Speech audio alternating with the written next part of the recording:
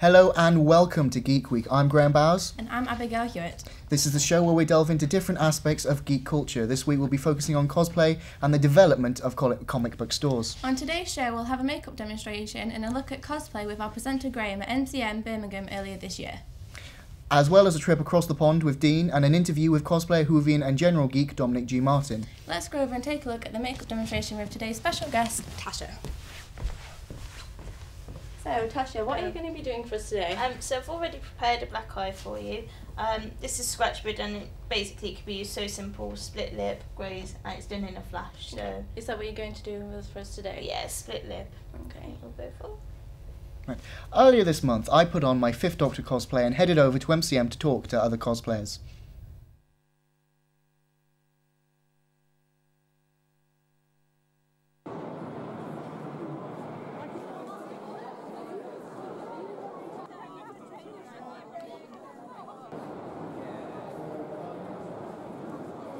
What kind of job do you have? Job? Well, currently I have a job at a retail store for a charity, Barnardo's. I don't have any job at the minute, I'm afraid. This is actually my job. Is it? Yes. Must be one fun job. It is. But I'm not doing this. Working at a theatre, I'm actually sort of bookkeeper as well. We work in a kitchen.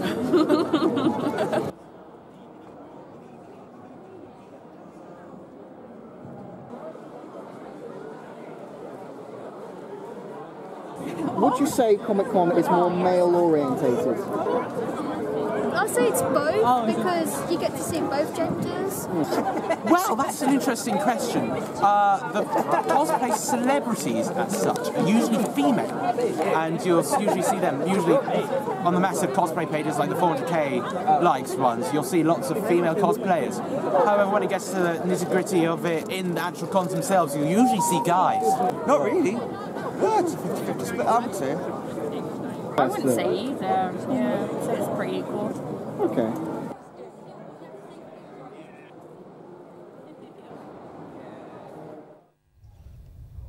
So, you look like you had a great time there at Comic-Con, Graham. It was a lot of fun. What was your favourite part? I think when they had all of the doctors lined up from like 1 to 12 and there I was in the middle being 5.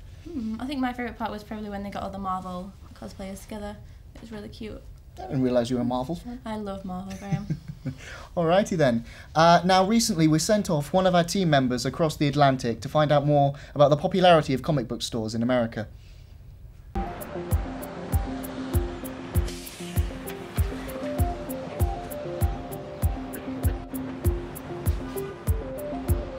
So we're here in New York, Manhattan, and we're outside Midtown Comics, one of the biggest comic book stores within America. Let's go inside and find out more about the store. Audio Jungle.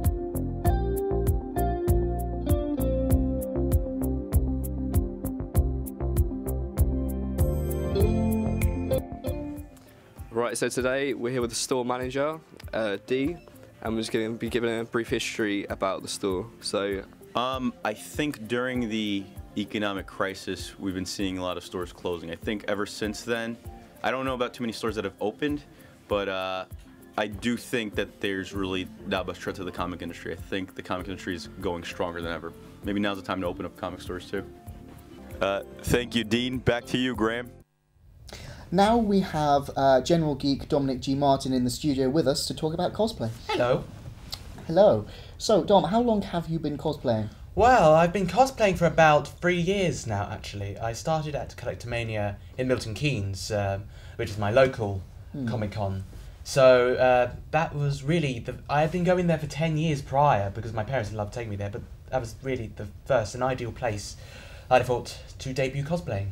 What was your first cosplay then? The first cosplay was of the 4th Doctor. My mother had been working on a Tom Baker scarf for me while she was in hospital, so she spent about a year on it. And so when it was done, naturally, I wanted to wear it all the time, whether it was in summer, winter, whatever. Even if it meant was to get boiling hot, I would wear it. So naturally, again, I decided to take up cosplaying after seeing all the various other cosplayers out in Collectomania. So naturally, I decided to raid the wardrobe.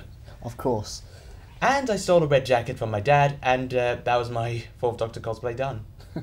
Any plans for future cosplay? Future cosplays for MCM London.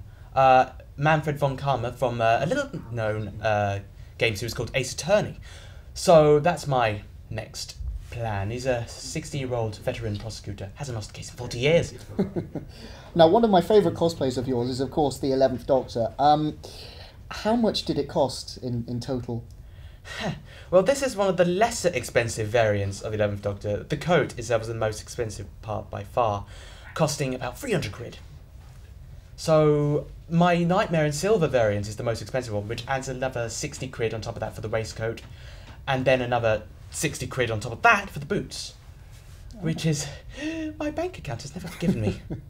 Yes, the big problem with cosplaying is the price. Oh, God. So, talking about cosplay, what have you done that's not Doctor Who related in terms of... Well, I've also done Spider-Man.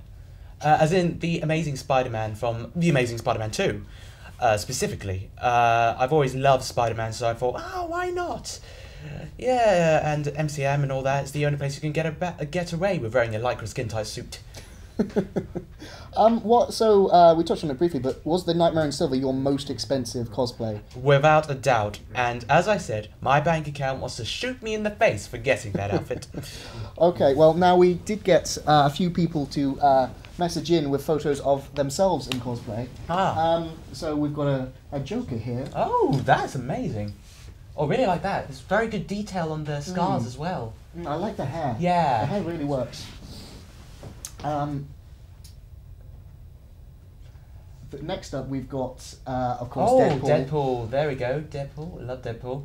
Deadpool's cool. Yeah. Nice. Oh, I believe that's from Homestuck. Attack on Titan. Very popular. Yeah. We saw a lot of those at MCM. It's a very popular series. Comic McGann. And a French maid of some sort. Very good. Very good. They're all... So, out of all of them, what would you say is your favourite? I hate picking favourites, I really do, but... Is it that one? No, I would have to... I didn't mean that to sound that way. Oh, God, but my actual favourite, they're all brilliant. Honestly, they're all really good, but my actual favourite has to be the Joker, purely because of the detail. And makeup is a really difficult thing, so maximum kudos to anybody who can really sort that out and perfect it. Because it's flipping hard, man. Well, well, talking a little bit more about these, do you know any of the people in the photos? Oh, that guy I know particularly. Cool guy. Yeah, friend of mine. Also, I know the Comic McGann as well. He's an interesting chap. Mostly interesting chap. Alrighty then, well, we'll go over and have a look at the makeup demonstration, see how that's doing. So, Tasha, what exactly have you done so far? So I've simply just used a cocktail stick and this scratch blood. Unfortunately, it's a bit sticky today, and literally just done yourself a split lip. It can also be used for glazes on these, and as I said, usually it's a very quick and simple technique. How much is all of your kit, exactly? These, I reckon this one retails between £15 and £20, this one probably about the same. You can get them in various sizes as well. Okay, so what's your favourite thing that you've ever done? Favourite thing I've ever done? To be honest, as I said, injury in general, cuts, grazes. I'm afraid I'm going to have to interrupt you because that's all we've got time for. A big thank you to today's special guest and everyone who entered our competition. Thank you and good night. Thanks.